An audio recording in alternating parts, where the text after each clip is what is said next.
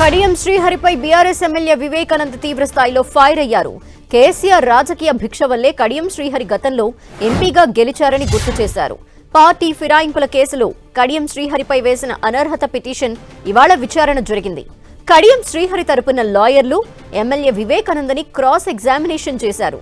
ఈ సందర్భంగా కడియం శ్రీహరిపై తీవ్ర స్థాయిలో మండిపడ్డారు ఎమ్మెల్యే వివేకానంద. కడియం శ్రీహరికి దమ్ముంటే వెంటనే రాజీనామా చేయాలని సవాల్ చేశారు.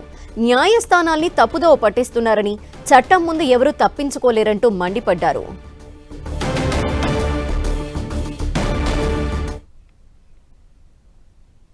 కేసీఆర్ గారు కాళ్ళు పట్టుకొని ఎంపీ స్థానంలో ఉన్నట్టు ఎంపీ అవకాశం కల్పిస్తే ఎంపీ అయిన తర్వాత మళ్ళీ వారికి ఉప ముఖ్యమంత్రి అవకాశం కల్పించినాడు కేసీఆర్ గారు.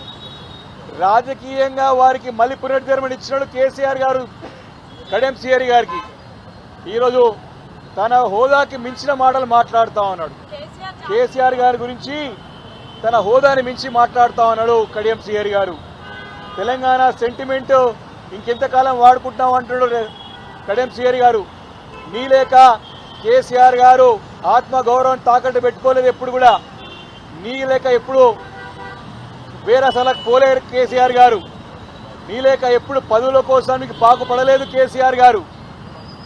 నువ్వు మాట్లాడేటప్పుడు జాగ్రత్తగా మాట్లాడాలని చెప్పేసి నేను కడియం శ్రీహరి గారిని హెచ్చరిస్తూ ఉన్నాను. ఈరోజు ఆ రోజు దేవుడుగా ఉన్నటువంటి కేసీఆర్ గారు ఈరోజు నీకు చిన్నగా కనపడుతున్నాడా? దీనికి ప్రజల్లో ఏ ముఖం పెట్టుకొని మాట్లాడుతున్నావు అని చెప్పేసి నేను కడియం శ్రీహరి గారిని ప్రశ్నిస్తూ ఉన్నాను. తెలంగాణ జాతిపిత బరోబర్ తెలంగాణ రాష్ట్రానికి అన్ని వర్గాల ప్రజలు, కులాలు, మతాలు ప్రతి ఒక్కరు కూడా గుండె కత్తుకున్నటువంటి నాయకుడు, ప్రతి ఒక్కరి గుండెల్లో ఉన్న నాయకుడు కేసీఆర్ గారు.